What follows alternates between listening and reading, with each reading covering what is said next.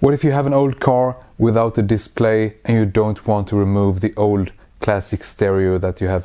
Maybe this is for you. It's a 7-inch wireless car monitor for Android Auto or Apple CarPlay. Stay tuned.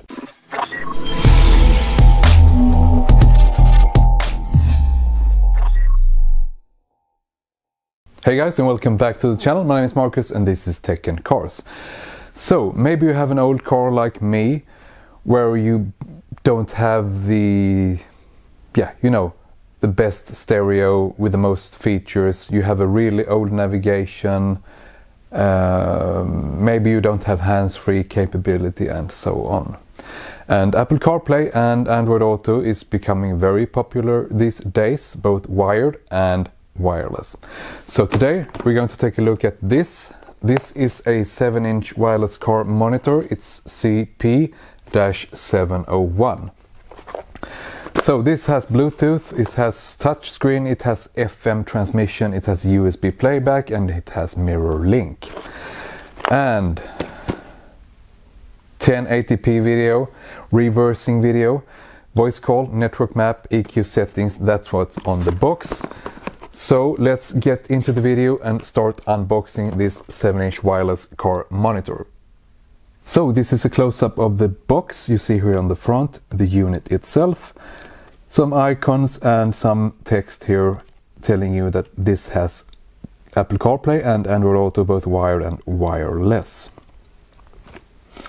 And this of course has a foundation of a few apps, a few settings you can do before connecting it to the phone. So for those of you who don't know, Android Auto and Apple CarPlay is two convenient ways of using your phone in the car. Besides from that, there is nothing really special about the box. Yeah, you had those icons here with the Bluetooth touchscreen, FM transmission, so you can transmit your audio through your car stereo. You can also put a USB stick to the unit itself, playing some music. And you have of course something that is called mirror link. Not for Android Auto, I do believe it's for Apple CarPlay. And on the other side you have this, you have 1080p video, and what that means, really not sure. You have reverse video, so you have an option here, you can connect a reversing camera to the screen, and you have voice call, which means you have a hands-free system, so microphone and speaker in the unit, network map. That of course is the Android Auto GPS features. EQ settings for sound. Yeah, that's it. Let's take a look inside the box.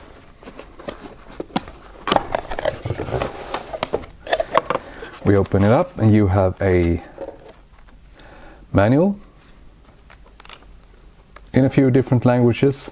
I mean, this is not really a complex unit. We're going to take a more detailed look at this in a few minutes, looking at the connections and the software and how it looks when I connect the phone to it. So just a few pages with some basic setup things, explaining what you get with the unit and so on. Some packaging material. The unit itself. Let's put the box to the side for a few seconds. Let's take a look at this. It comes pre-mounted with a mount. You will probably use this if you're doing a more fixed installation, maybe in a truck or something. So this is what it looks like. You can change this on the back here, so you get a different mount. We're going to do that in the end of the video. We're going to try this in the old generation 9.5 and see how well it works in the car. So besides from the unit, let's take a look what we have in the box. We have a power cable, a special one with USB, and a really thin DC plug in the other end. Pretty long, so it's sufficient, I think. Adapter for USB Type-C to USB Type-A. On the side of the unit you have a USB Type-C.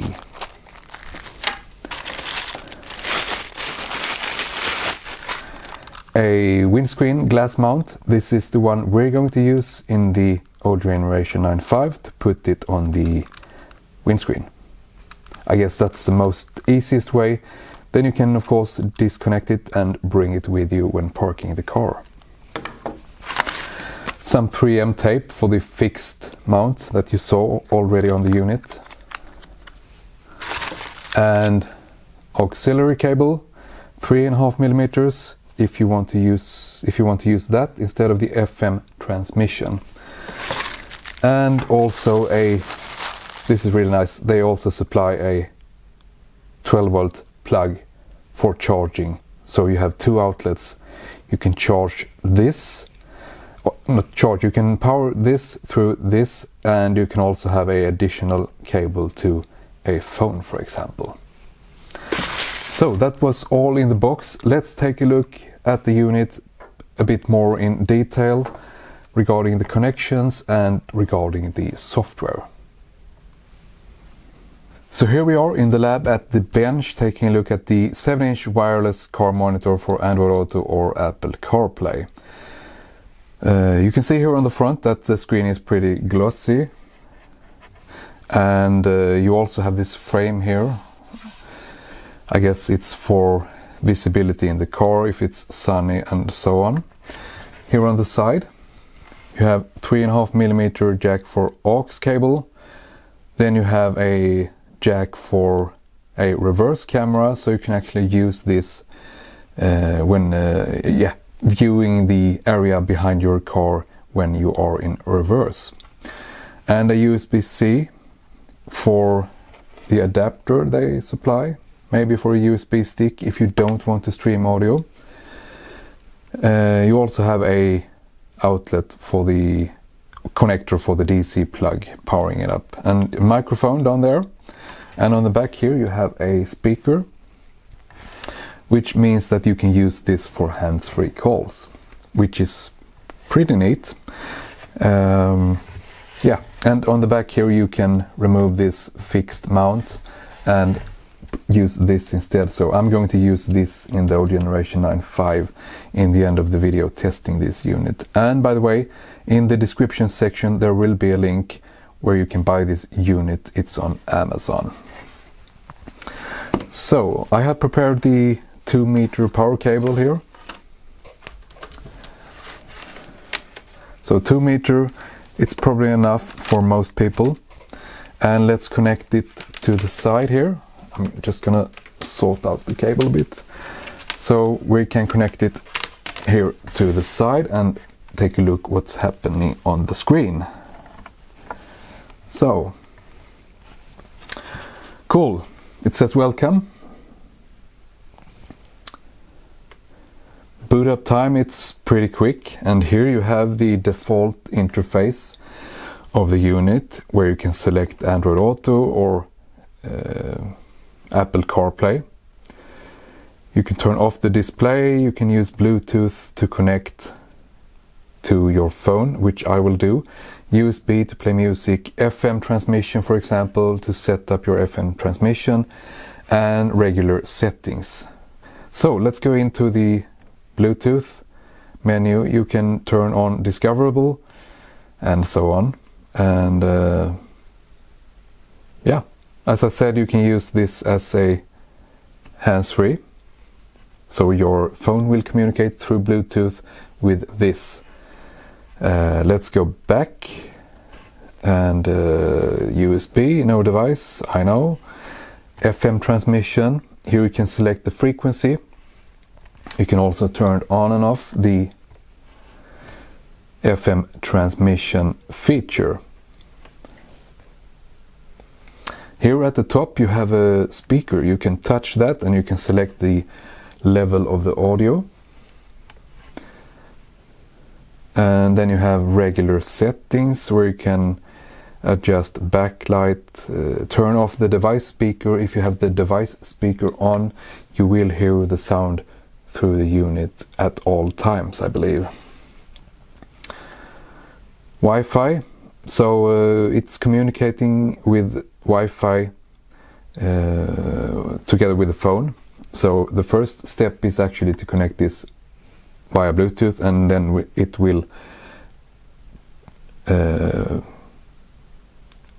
transition to Wi-Fi later on, to actually use Wi-Fi for all the communication when showing things on the screen, streaming music and so on. So it's not going to be Bluetooth later on.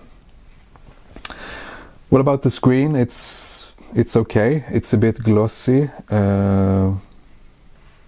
Yeah, there's not much more you can do. It's okay regarding the response. Doesn't feel like a phone. It's almost like it was a resistive touch screen, but I know it's not. It's capacitive, but maybe it's the overlay or something that fools me. I don't know. Let's move on. This is already up on Bluetooth, so it's just waiting for a phone to connect. So I will just grab my phone here and I'm going to find the Bluetooth connection here, and you will see very soon. So I have an Android phone, of course, so with Android 13 installed, and I have Android Auto on the phone, of course. So let's find the Bluetooth unit.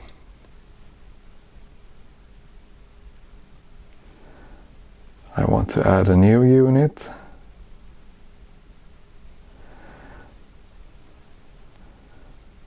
It's called P007- and a unique number, I think. So I'm connecting it right now.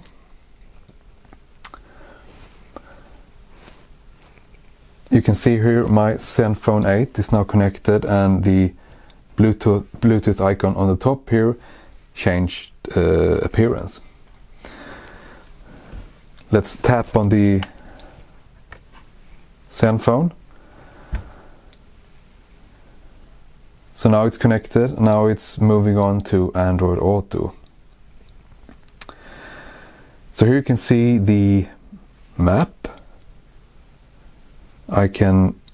For those of you that are familiar with Android Auto, you know how the icon works when toggling between split screen and full screen and so on. So you can move around the map, of course. Zoom in and zoom out, which is pretty cool when navigating. You also have YouTube Music, for example. We can press this and we can take a look at the Android Auto icons that are available. It all depends on the installation on your phone, which app you have and so on. I have Waze here, I have YouTube Music, I have some music streaming apps and so on. Yeah, pretty cool. Settings. This is Android Auto specific settings, I believe, and currently it's in Swedish, of course, because we are in Sweden and my phone is set on Swedish language. Down here you can see the time, and you can also see the connection to the network and the battery status of the phone. So yeah, that's basically it. And then when you're in Android Auto and you want to go to the home screen, there is a special area down here that you need to touch, and then you have a special button appearing there. You can push or you can touch that and then press the home button there. That will get you back to the original screen. Yeah, I don't have any more things to say about this. The interface is simple. Android Auto, you basically use it for navigating, streaming music and using a few apps now and then. So yeah, let's see if we can put this in the old generation 9.5 and just see how it runs, and if I can transmit audio through FM to the car stereo. So let's go ahead and do that. So here we are in the Saab old generation 9.5 with a 7-inch wireless monitor mounted to the windscreen. Let's see how bright this gets outside. I don't know. I hope you will be able to see it when I start the car up. So hopefully everything is all set and ready to go here. I have connected this to the USB adapter I have in the car, supplying both the phone and this screen with some power. So let's start up the car.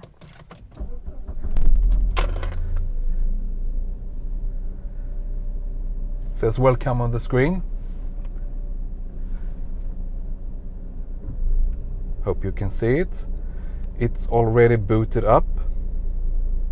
So let's see if we have anything on the phone here. You can't see it, but I will check the phone and see if there is any request for connection or similar. I have an Android Auto icon popping up on the phone, and it says here on the screen that we have the Zenfone 8 connected. So Bluetooth is online. Cool. So I see the map, basically the same thing we saw in the lab.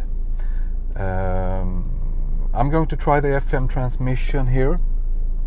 So let's turn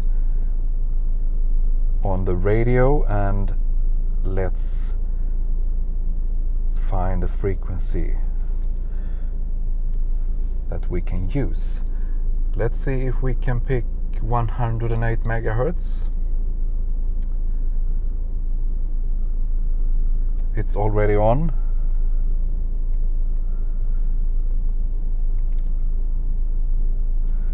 I'm searching here on the nav.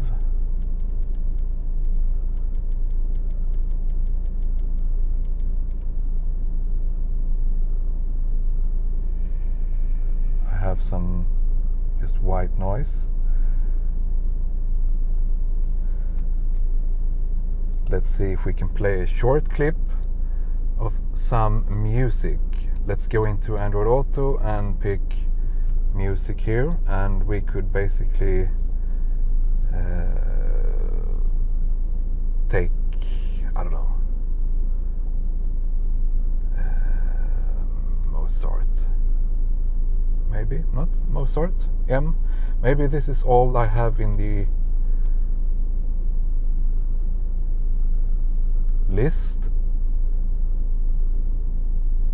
So currently there is a tune playing.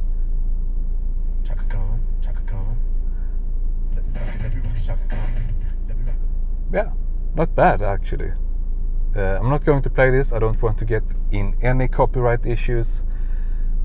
So let's just go ahead and see how it looks in the car. I still hope you can see this screen. It's, as I said, it's glossy. I would prefer this being a bit more matte. Yeah. And let's pick the apps. So the sound on the FM was pretty okay. There's always some noise in the background. Couldn't hear anything related to engine, RPM, noise, you know what I mean, coupling into the audio system. So filtering is decent, I guess. I don't have any obvious aux connector on this particular setup, so that's why I'm using the FM transmitter. You could go ahead and use the aux instead for maybe a bit more cleaner sound. And yeah, this is Android Auto, so you cannot really do much. You can check some news here. We can go back. We can pick something else. We can pick the map. We can start browsing the map. I have the, as you see, I have the graphics turned on, the satellite graphics.